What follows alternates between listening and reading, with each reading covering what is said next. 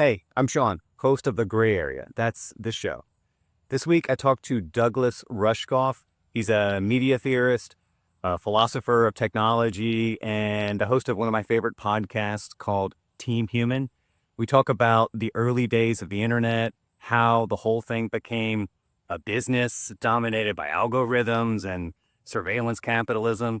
And we talk about how to make the internet weird again and maybe save humanity. I hope you enjoy the show. Support for this episode comes exclusively from Upwork, the world's largest human and AI-powered freelance marketplace helping businesses reimagine how work gets done. Later in the show, we'll hear from a real-life Upwork customer, a business owner who says that his company would not be what it is today without the professionals he hired using Upwork. You can see how Upwork is helping to reinvent work in the AI era at upwork.com/updates. Douglas Rushkoff, welcome to the show. Thanks for having me. So we last spoke, as you recall, in 2019. And back then, you and I were lamenting what the internet had become. I think you'd called it a vast anti-human infrastructure. You talked about how we were being steamrolled by our technology, by our devices. How are you feeling now in 2025? The same, better? A new hope. Say more. I feel like there's a new window of opportunity. Now, the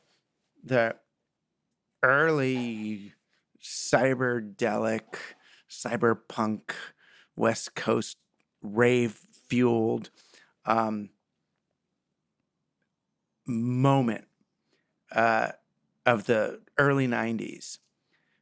This was a moment of tremendous opportunity. The kinds of conversations we were having on the Well, which was this bulletin board, on Usenet, the ways that the early net pioneers were envisioning using these technologies to unleash a new collective spirit of creativity was tremendous. And short-lived because the machines were very rapidly turned against us by industry in order to extend and amplify the industrial age, right? Instead of giving people technologies to build new worlds, we use technologies on people to get them to reinforce the same old worlds. But I feel like artificial intelligence, whether as an idea or as an actual technology, is forcing us to ask some really fundamental questions about how we do things and creating another opportunity for kind of a widespread socio-cultural, economic reassessment. We have an opportunity to pivot this doomed civilization towards something way more pro-human, pro-nature, circular, cyclical, and regenerative if we give it half a chance. So before we get there, I did want to talk a little bit about what we lost before we talk about how to make it good again. You gave a talk recently where you were describing that phase of the early internet as a kind of cultural frontier, right? It was this completely new space for weirdness and experimentation and creativity and connection. What made it feel that way? What was possible then that feels impossible or near impossible now? I wonder, that moment that you're talking about when all these things seem possible, it was pretty short, It was like 3 or 4 years of wonder. It's funny when there's a great interview with Jerry Garcia, the guitarist for the Grateful Dead, and they asked him about the 60s, and he said, well, the 1960s actually happened over a period of about 2 weeks in the summer of 1968. That was for him was the 60s happened like that. It was that brief, the real, that spirit of it. But I think what happens, and I didn't realize this, but it happens a lot, is a new technology or new possibility, something destabilizing, like the internet happens, and it creates wobble in a whole lot of systems. And those of us in culture, or even what we call the counterculture, artsy people, psychedelic people, thinking people, living human, playful people, go, wobble, cool. This is cool. Things can change. Things are shifting. The ground is moving. Power relationships can change. We can break free of old constructs. It's, these, the a lot of people look at change differently. Even the death card in tarot is like, ooh, I'm going to shed a skin and something. Death means rebirth, right? There's what's coming after that? But the powers that be get really afraid. So I think what happened was when the internet happened, we ended up getting a really a reactionary force came in. The folks who were saying, let's pedal to the metal with these technologies were actually the people who had current monopolies of one sort or another, who were looking to sort of lock down what was going on. Bless his heart, Kevin Kelly wrote a book in the early internet era called 10 Rules of the New Economy. And it was about, here's how all the internet era businesses are going to happen, as if it's this great revolutionary thing. But what you read in that book is, here's 10 ways for maintaining the old economy in the face of a new digital technology. How do we maintain what we had? So we had a bunch of young technologists coming up with an idea, and instead of deploying it the way we did in the early internet, which was as shareware, here it goes, pay me what you can if you like it, but I just want to see it used. And people stayed alive, it was fine. We shifted from that to venture capital, to how are we going to make the most money in the least amount of time with this stuff? And that's a very different priority, right? We used it to double down on extractive capitalism, and we did it in the most abstracting ways. The internet kind of goes meta on things. So just as, the stock market goes meta on the economy, and derivatives go meta on the stock market, and so on, digital systems are also very symbolic and once removed. So they further all the kinds of things that we saw, like people like Marx writing about in the industrial age, how there's a rentier over the renter and an investor over the rentier. And the further away you get from the real world, the more money you make by leveraging those poor suckers down in the real world, actually lifting dirt. And so it feels like the internet was used for that and got us into this current, very disconnected mess. What was it that killed that organic weirdness? Was it the monetization of everything? I mean, was that when it started to for a shift? long time, I did blame like Wired magazine. Wired magazine launched and reframed this cultural renaissance as an economic revolution. They said, a tsunami is coming. Either you get on the wave or you're going to be run over by it. And that thanks to digital technology, they actually did a cover called The Long Boom. They said, thanks to digital technology, the global stock market and economy will grow exponentially, uninterrupted, forever. That was the new economic model. What's not to like, Doug? What's not to like? Even Alan Greenspan, chairman of the Federal Reserve, said, new paradigm. These digital technologies are going to increase the surface area on the market. We had colonized every place we could colonize, the whole world. It had reached, full tilt capitalism, but where could we expand to? The internet was going to create infinite surface area on the market. So now we had, basically an infinite shopping mall. But the thing that fixed in that, and a few people realized this, was human attention. There's only so much surface area on humanity to pay attention and spend and do stuff.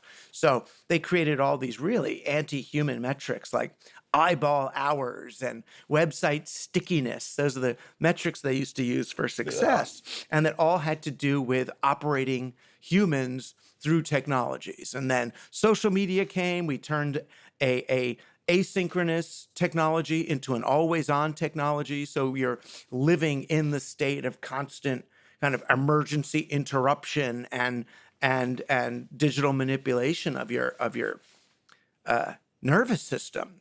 And that, that's a big part of it. So that's economic. But, then as I talked more and more to the bros themselves, I guess, I The realized tech bros? it wasn't just money. There's also something, a second lineage, which is in the way we develop science and technology around sort of engineering feats rather than genuine discovery. And when you look at the way we deployed science in order to quantify everything, and if something can't be quantified, it's not real. You kill the butterfly, stick a pin in it, and weigh it, and that's your way of understanding life. It's decontextualized and abstracted and killed, and it doesn't it dovetailed really nicely with capitalism's drive towards linear progress and always moving forward. And you can pave over the world as long as you keep going. It doesn't matter who you kill. The ends justifies the means. We're going to this thing. Well, was this outcome inevitable? You know this. Capitalism is fantastic at neutralizing anything that might subvert it. It doesn't destroy counterculture. It just absorbs it, packages it, sells it back to us. I mean, is there a semi-plausible alternate timeline where the internet didn't go this way, where it didn't get devoured and transformed into whatever it is today, a giant profitable Skinner box? I mean, I guess this goes to questions of free will. Whether it was inevitable or not, to me seems less important than, is it fungible or not?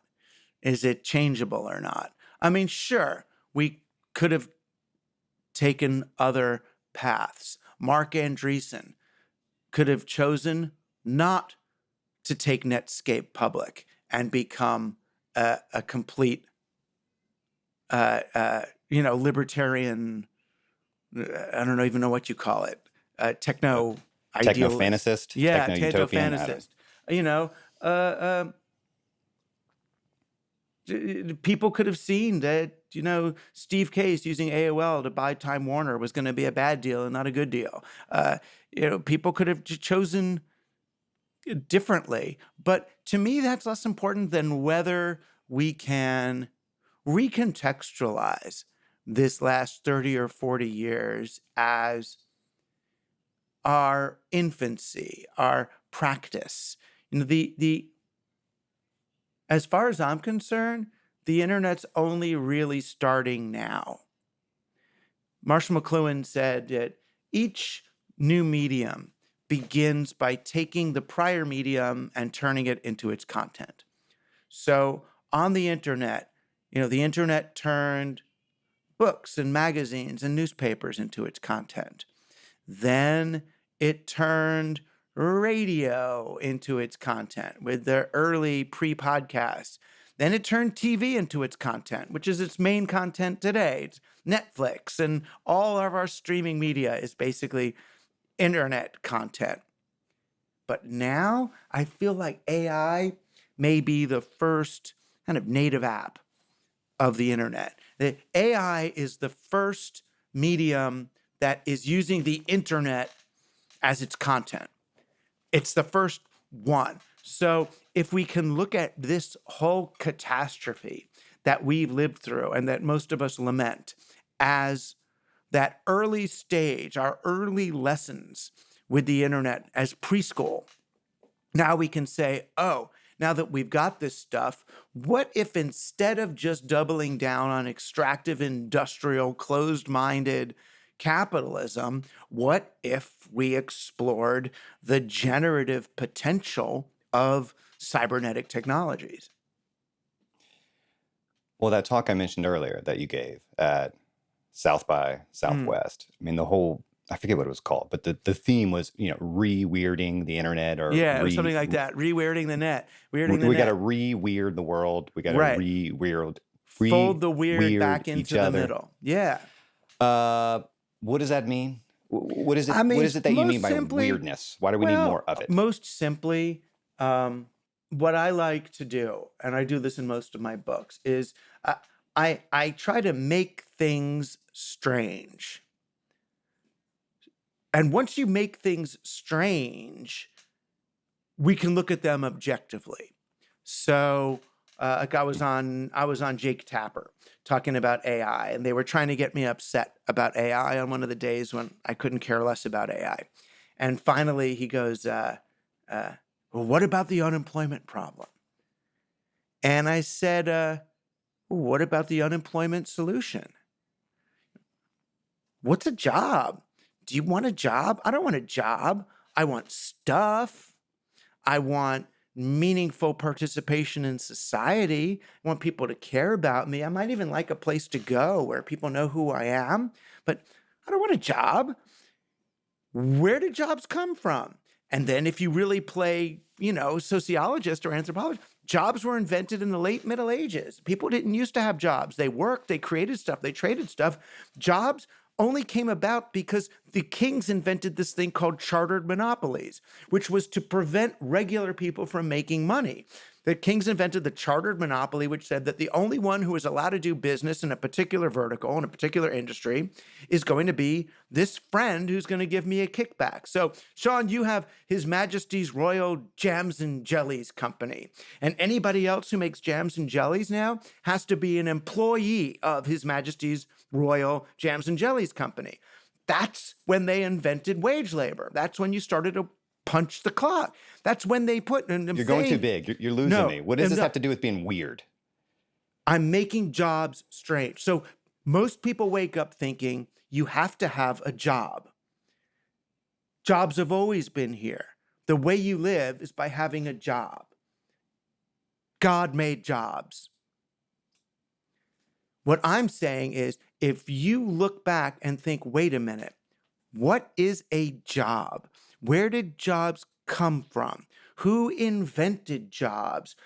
Who do they favor? Why do we have this system? And is there another one? When you make jobs weird, then those who've been weirded out, we the weird people, can then remake them in ways that make sense, right? You make things weird so the weird can make things. If you get stoned and look at money, right?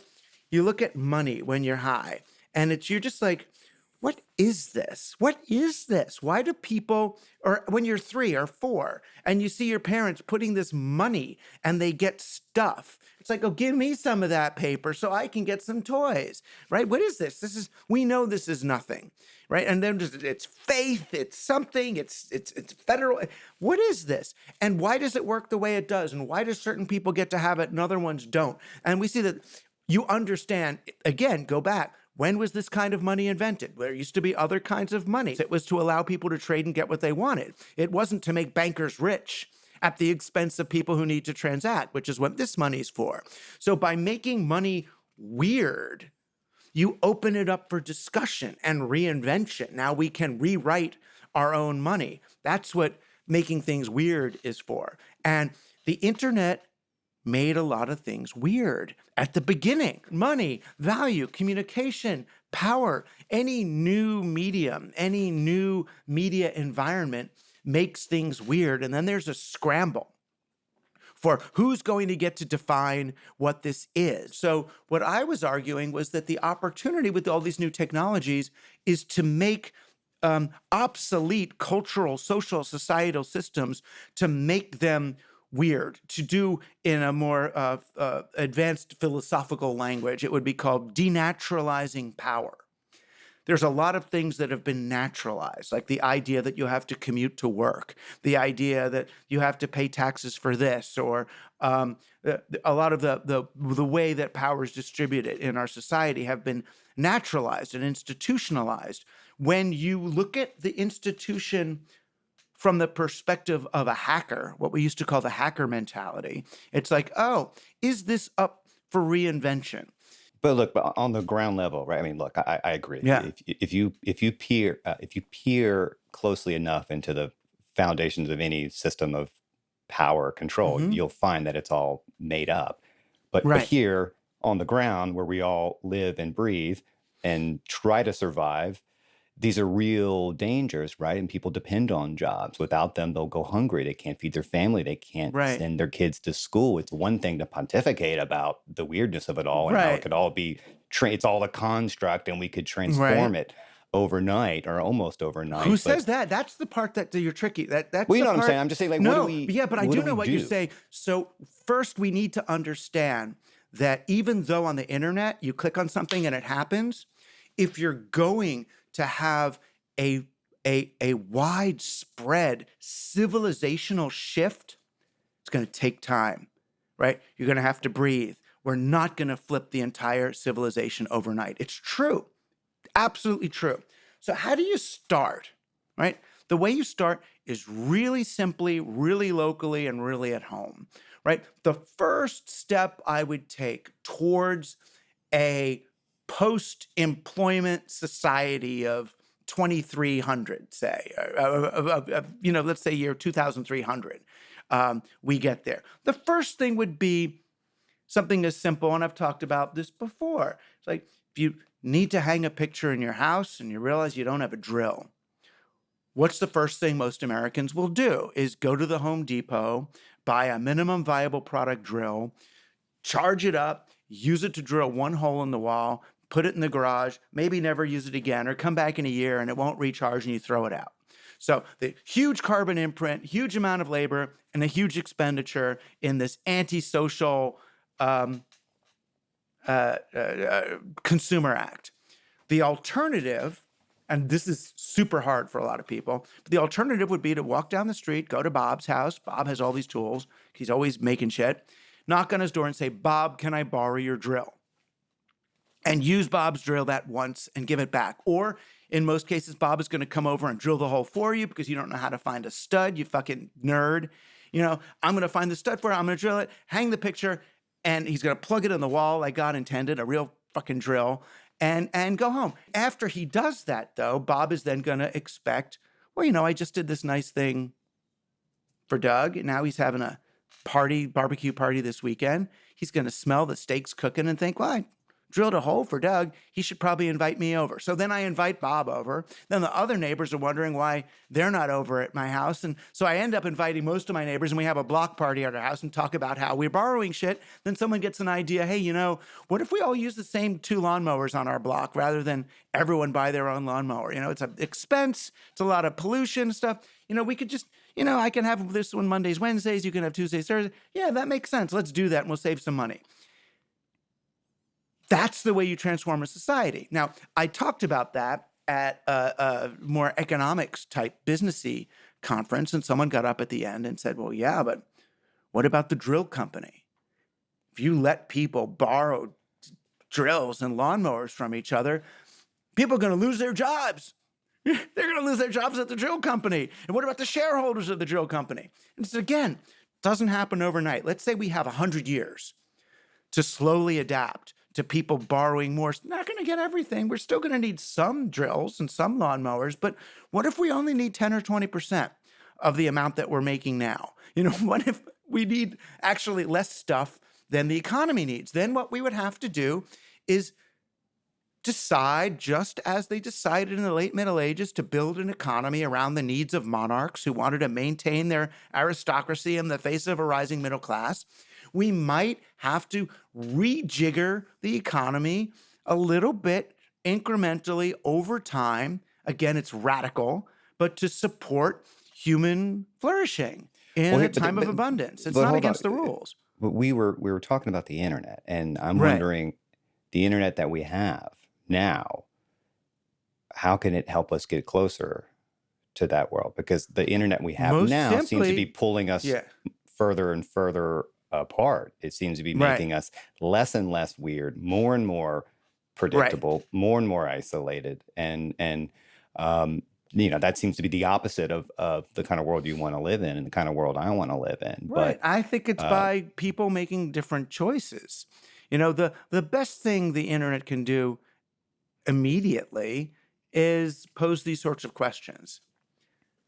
Now that's what AI is doing, I think, right now, more than um, the but last few rounds. is it what people are doing? The It's platforms that both. the platforms that we're using to think and speak and communicate and share information, are they allowing us to do this, or are they incentivizing precisely the opposite, which is why we have the problem that we have?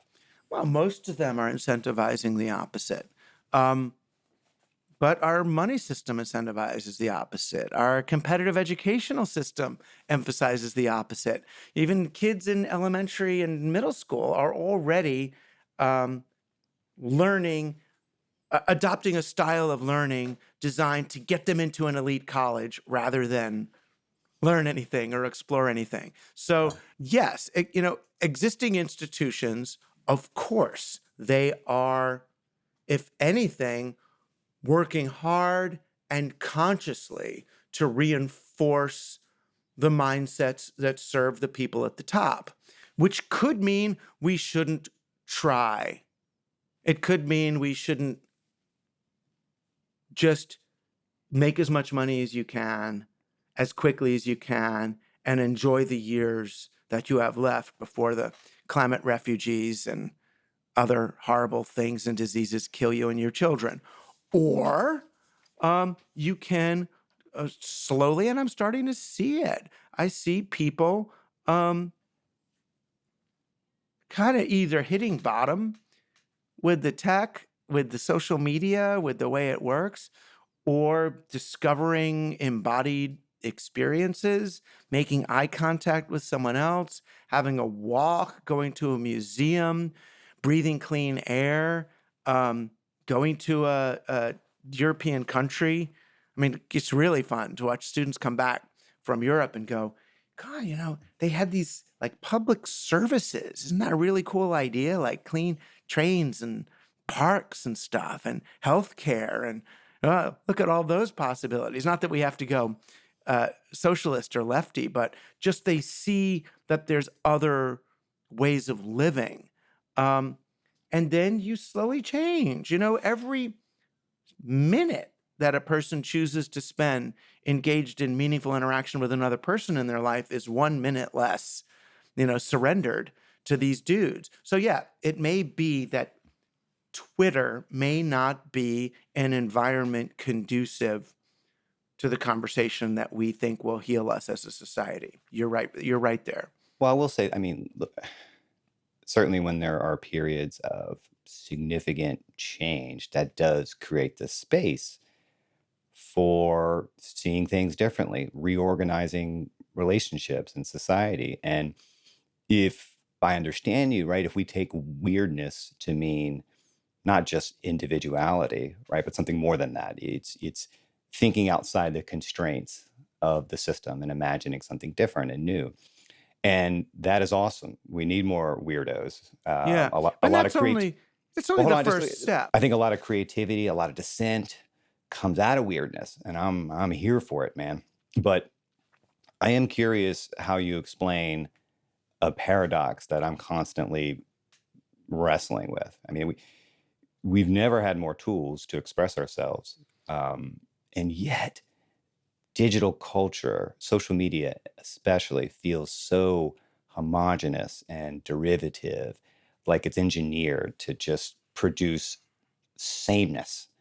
Um, I mean, is that just what happens when shit gets monetized at scale like this? Because it's making it harder and harder to be weird in the ways you're describing. I mean, there's a difference between being weird and being noticed. Say more. Well, the object of the game on social media is for people to notice you. It's to perform. and get an audience. And that's not the only metric for successful cultural engineering. Now, there's people interacting hand to hand, face to face in communities, changing lives, who have no clicks or may not even be on there. I met a death doula who is, a death doula is someone who sits with people when they die and helps them metabolize that passage and helps the family, experience this shift in a transformative way rather than just as the ending of something. And they change lives. They change the way people move through the world. They sit with a family for 1 week and change 5 lives so profoundly that those 5 people, every interaction they have, over the next 10 years is different. The way they are at work, the way they vote, the way they engage with their friends, the way they talk at the pub, everything is different. So that ripples out and up in a way that the million-person follower influencer does not. So there are ways to do that. I mean, it's also, I put out this kind of a theory of change that it starts with the weird, right? With embracing the weird. It starts with denaturalizing power. But once you've denaturalized power, it only really matters if it triggers your agency to re-engineer things in a different way. Once Dorothy sees that the Wizard of Oz is a social construction, it's just this dude behind a curtain, right? She has weirded power, right? I get it. That's just a hologram up there. It's this. What do they do next? Is they reconstruct their own contract. Here's your heart. Here's your brain. Having those things is a matter of you deciding that's what you have. And they've been innate in you all along. You don't need this thing. They go to the next level. So triggering agency is triggering people to say, oh, if this currency doesn't work for us, what would a local currency look like? What would a blockchain look like even? What kinds of ways can we trade that don't just require the infinite expansion of capital to preserve a banking system? And once you do that, you realize, oh, once my agency is triggered, I can't do this alone. I need other people. So the third stage of my theory of change is re-socialize people, have people working and playing together in order to realize these things rather than being, a single sole person on social media, which is what social media wants to do. And then finally, once you've re-socialized, you cultivate awe. But once you're working with other people, you start to get all those great feelings you get when you've established rapport with other humans. And that's, to the powers that be, our experiences of true awe is the most dangerous thing to them. When you experience true awe of socializing or being with other people, you're so much less dependent on the vertigo of their platforms that imitate, awe, but they're not awe at all.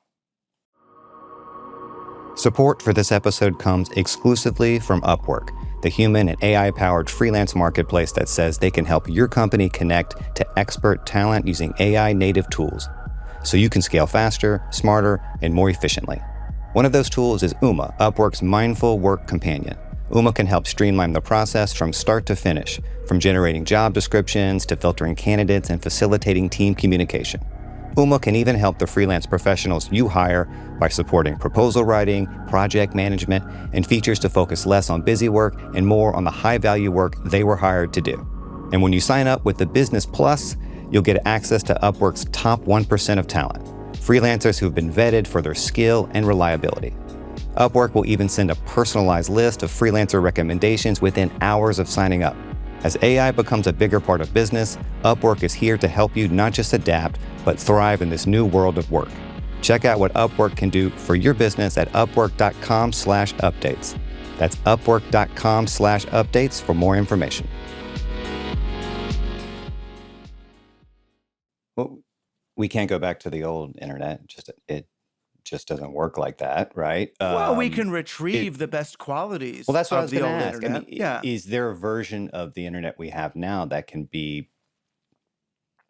replicate that? Can it be redesigned? Is there a new business model that can make it work, or does this thing have to be torn down to the studs so that some other thing Eh, can take its place, whatever the I'm hell not that is? never a tear down to the studs kind of guy. I mean, I'm more mycelial in my approach, I guess. You're So I such a think, hippie. You're such a hippie. but I do think you can I love it. grow new tendrils. I think we can treat the current internet as the lattice work on which a new structure of vines can develop. I mean, here you and I are talking about the real thing on a medium that 90% of the conversations between dudes on here would be about, our friggin' stoicism and penile strength and bro thing, all that shit, or That's my some C some block. You're getting ahead of or us. we'd be Gary V kind of like, oh, and here's what you do, and then send a second email back to them that automatically comes and takes your followers and then puts them in a second group, and then you A/B test that, there's all that, and here we are talking about earnestly together. You got to get back on the rails here. All All right. right. We have to produce a show here. And I had a plan, but that plan is so far in the fucking ether now. So We I'm could just do the trying, plan. We could do the no, plan. I'm just trying to Salvage it. ride with you. Like I want Well, you sounded so negative, so I wanted to fight back. No. Well, I'm maybe a little negative, but I want to feel like we're going somewhere, and I want to feel like there's something concrete and useful here. And you To are who? trying to which person? the Which audience. kind of person? Right. The person who thinks the internet is fucked up in the ways we do and is pining for something better and wondering if we can get there with the system that we have. Well, it depends. So there's different peoples. All right. So there's talk to different communities. There's builders. All right. So let's talk to the builders, the actual software engineers who have already partnered with people who understand how human beings socialize and who already have positive visions for more regenerative communities of care and who are leaning into human flourishing. I would say, first off, use a nonprofit model rather than a for-profit model. You can make a ton of money with a nonprofit by paying yourself a big salary rather than taking investment and needing to pay off somebody else. There's a lot of people playing around in this space, and I don't think it's beyond the realm if you look at what do people actually need in order to engage with each other. The other thing I'm starting to notice in functional social networks is more of the kind of the Discord effect, where a tide pool of people with a common interest do better than these infinite social networks. You don't want a social network that's open to everybody all the time because no one wants to speak to the whole world at once. And if they do, they're crazy. Can I ask you a question? Yeah. You may hate me for asking, but Please. I trust our budding friendship can survive it. Yeah. Do you ever wonder if the real problem isn't the tech, but us? That most people don't actually want to be weird or free in the ways you talk about? That we Yeah. just want to be distracted, entertained, stupefied, and that's why this system that we have is so profitable? Yeah, well, that's what I've been saying all along, but you keep taking it back to, yeah, but how do we make tech that does this, or how do we make tech that does that? What I'm saying is the best the tech can offer us right now is to reveal to us the problems in our other social institutions and systems. So what we need is the courage to realize, no, human nature is not the extractive force of central currency. When central currency, and this is on topic, not off, when central currency was implemented, there were wars. People fought to be able to use their own local currency in their own local marketplace. You need to borrow coin of the realm at interest, at usury prices, in order for you to trade laterally between each other. Same thing. We had an internet that was a public utility. You're all talking to each other. No. If you're going to use the internet, you need a for-pay ISP. You need a for-pay this. You need to be on commercial platforms in order to engage with one another. No one thinks of the internet as the public utility that it really is. So absolutely, you're right. But it's not human nature. It's only human nature to the extent that we've internalized the values of the systems that we use, which is why we need to start looking at things as weird as they are, as imposed, as arbitrary as they are. And new media environments, the best thing they do, the best thing the internet does is leads us to see the world differently. Once you've programmed something, once you've had to save a program as read or read write, you think, how much else of this world has been saved as read only, but is actually read write? And that's what I'm trying to engender. Where you're right is that human beings may be too lazy and too passive to actually want to take on the responsibility of rethinking how things work. But most of us don't. By the way, Yeah. I don't believe that to be true. I was just floating the question. Oh, good. Yeah. Yeah. I mean, no, it's I'm possible. I'm not that I mean, cynical. I am cynical enough to believe in the Pareto principle. 80% of people just tell me what to do. And 20% of people are like, oh, let me participate in the committee to figure out how things are done. I would buy that. But what we need is more widespread willingness to lean into these more interdependent but uncertain futures together. No, I think people are pretty plastic, are certainly more plastic than we think. I don't think human nature is fixed. I think what we have now is a really profound misalignment between our actual interest and the incentives Yeah. of the systems that we live in. And I'm always Exactly. interested in how to correct that misalignment. Yeah. And I don't know, is part of what you preach that, look, the internet can be a lot of things, some of them good, some of them bad. Are there spaces on the web now that feel like maybe not like rough approximations of what the early internet was, but spaces that give you hope that it can be this rather than what we have? But where I generally see it is like a Google Doc that someone will set up after, oh, there's been a flood here. Who needs what? Who has what? Where do we pick it up? And they'll make a Google Doc or a spreadsheet and just list stuff. The tech is so easy. It's not the tech, it's the will to use it in those ways. So I see it more locally and less sustained, but I am starting to see it. There's a friend of mine in Yonkers started a website for people to share unused medical supplies, and then she ships them to Africa and parts of America where they need gauze and diapers and tubes and whatever. There's those kind of things. Sure, they're just not usually scaled. Well, in that that way. scale, that's the word that was on the tip of my tongue. Like that, maybe it's just too damn big. I mean, the thing about like the But do you early need internet, which, scale? Is the well, question. well, that I'm is the into more question. distributed. Scale. People always look at my things and they say, "Oh, how would they scale? How would they scale?" What if scale is the problem? What if operating society at scale doesn't work? And there's certain things that have to happen at scale as a last resort, but most things we just do for each other locally. Fox Creative. This is advertiser content from Upwork. Brian Goldsman says his company started the way most do, as a side hustle. What we say is we're a physical marketing company. Liquid screen design, merch, or promotional products, or swag, whatever anybody calls it, that's what we do. But after 7 years of profit, Brian and his business partner had to decide if liquid screen design could become more than a hobby. We were talking about it and we said, we have to make $300,000 in the year in sales. Okay, how are we ever going to do $1,000 a day in sales? We realized it could not just be the two of us and we needed to start hiring additional support. We started hiring artists through Upwork. It has been such a game changer for us.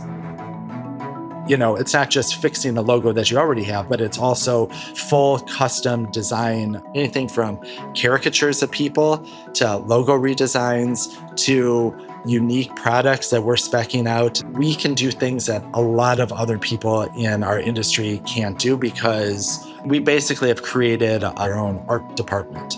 It's about getting the best possible talent wherever they are in the world. What started out as a side hustle turned into a thriving business. At this point, we have 30 employees. 9 of them are what we call global talent. They're full-time employees of Liquid Screen Design, but they've been hired, and we manage the whole process through Upwork. We could not be what Liquid Screen Design is today without our Upwork freelancers. Smarter work starts here. See how Upwork can help your business grow at upwork.com/updates. I mean, what do you seem like the type that lives out your ideas? I mean, like, what are you doing in your own life? What are you doing to re-weird the world and the internet or whatever? I mean, I'm catching up in some ways, or making up for lost time. I spent a majority of my career in the mind. I've written 25 books, delivered thousands of lectures and written hundreds and hundreds of articles. But, I only kind of recently rediscovered, ceremony, ecstatic dance, embodied Right. kind of somatic experience. So I'm kind of catching up there. I'm kind of experimenting with sort of the re-enchantment of moment-to-moment existence. I'm That learning just about sounds like logging the fuck off and touching some grass and saying hello to your neighbor Steve down the street, or yeah, just getting together with people in 3 and dimensions. and appreciating how profoundly enriching and satisfying it is. We're here for such a short amount of time. We are living on a planet when so many people are suffering unnecessarily, largely as a result of our own actions. I feel like the more social and integrated and connected I can help people be, the less strain we're going to put on these global systems, the less brittle those systems will be, and the less damaging we will be to the people who are necessarily damaged by the systems that we no longer need to support. I can't tell if you're a reform or a revolutionary guy. Are you reform or revolution? I would put it like this. I used to see myself as an activist. And I feel like I've changed from an agent of change to an agent of care. That it's not about me knowing where things need to go or what we need to implement. That I've kind of shifted. Originally, I was thinking I was shifting toward palliative care. I'm not going to try to save the world anymore. I'm just going to try to make people feel better. And now I realize that making people feel better actually is probably the shortest path toward the kind of changes that we need to save the world in the process. That's I a don't know nice how, breath. I don't know how to, I don't know how to end this. We were so all over the place. I don't know. Is there anything else you want to Yeah. say? Is there anything else you feel like we could talk about that would help everything else we said hang Yeah. together? I would don't say want to. this. One experiment that I've been doing is when I'm on the internet and I think of it, I put my feet on the ground. I notice my feet are off the ground a lot. I put my feet on the ground and become conscious of my feet on the ground. Or if I'm doing a series of emails and feeling myself getting weird in the bad way, I stop and take 2 nice, slow, conscious breaths. And I know it sounds new age. I know it sounds weird and all that, but it actually does make a difference to remember, I am an embodied friggin' human being in front of a computer, looking at letters and words, and it changes the amount of power I feel I have over what's going on, and it increases the number of options I feel I have in how I respond to each ping. And that alone does change the way I look at this stuff. You seem, maybe more than anyone else I've talked to or listened to or read, you have this way of being very pessimistic about what's happening, but also exuberant and joyful in the way you talk about it, so that it actually doesn't feel like you're pessimistic. It feels like you're actually hopeful, even though you're describing all the ways things are completely fucked. Right. I mean, we Is have that to is that a conscious acknowledge. thing for you, or Yeah, I guess so. I mean, we have to acknowledge that it's likely that a majority of human beings on this planet will die, by the end of this century, even unnecessarily. well, that's dark. Given that, right? Given that death, what can be reborn in such a context? What can be? Let's see. I think we have to be open to what can be reborn in such a context. I don't think we can strategize it. And that, I feel like that's what keeps me writing in some ways. Do you think I'm too fatalistic or too deterministic? You mentioned McLuhan. I've read a lot of McLuhan. We're both admirers of Neil Postman. And you read enough of that old media ecology stuff, and you really start to, if not quite become a full-blown determinist, you start to believe, well, shit, sorry, there's a train steaming in the background that's probably going to fuck up this. I don't even need to finish that thought. I know you got a heart out, don't you? Should we go?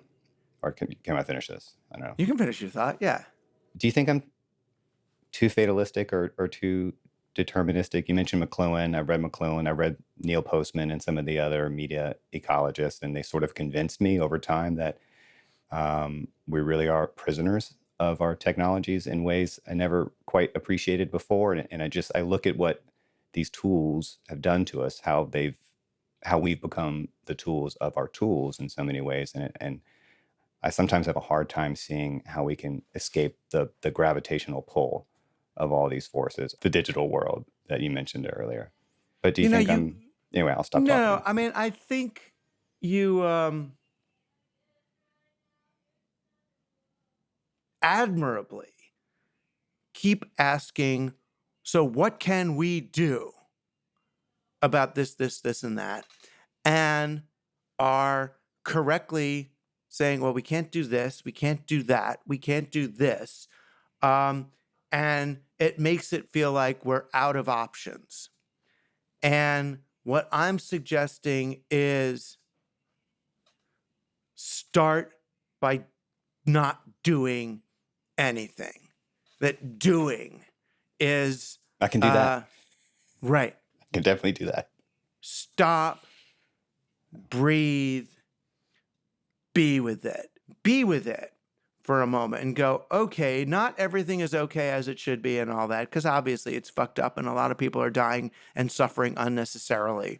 And our technologies and the way we use them, I may do more damage with a brilliant Substack post than I do good, just from the energy that's extracted by doing it. I know that every friggin', AI query, every plane trip I take to do a talk is probably doing more damage than I'm doing good, or maybe is. So sometimes the best option is to stop wriggling, to stop for a moment, for like 48 hours, try not to figure out what is the best tweet to respond to what Musk or Trump or someone just did. What if there is none? What if a whole lot of our doing is one form or another of feeding the trolls? That's why I'm like, stop for a second, that you sort of had to stop and breathe and say, in order to begin to generate some truly alternative pro-social solutions. But no, the path from here to there looks pretty rocky and treacherous. If we don't go there, we all die. And even if we do go there, it's pretty fucking awful, right? On the way there. So what do you do with that? Is love each other as much as possible, be here to metabolize each other's pain, try to bring, as many other people into a state of compassion as possible, and hold out some faith that a global mind shift is still possible. I've always thought of you as someone who a kind of systems level thinker. You're always a macro thinker in that way. But the more I listen to you in this conversation, it sounds more and more like you're saying we have to stop thinking about, not entirely, but we need to pause for a second and stop thinking about the system and what things need to change in order to create the space to do X, Y, and Z. And instead, just act immediately, act locally, just do something small in the real world, in the community around you, and just start there. Yeah, I mean, which is still systems thinking. It's just way more fractal or trim tab or, and how many systems are in you that you're not even listening to? The gut biome is smarter than we are. And, we might just be a medium, right? We might just be at the service of gut biomes. The reason you pick a sex partner is because your gut biome wants to mix bacteria with that gut biome and interact with their cultures. We don't even know, right? So I think there's other ways for the embodied human to move in concert with these systems other than sort of systems analysis. We'll see.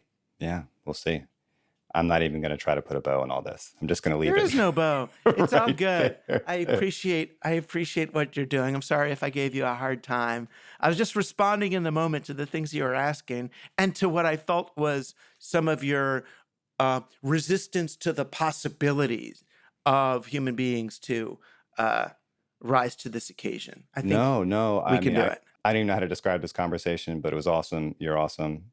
Douglas Rushkoff. Thanks so much for coming in.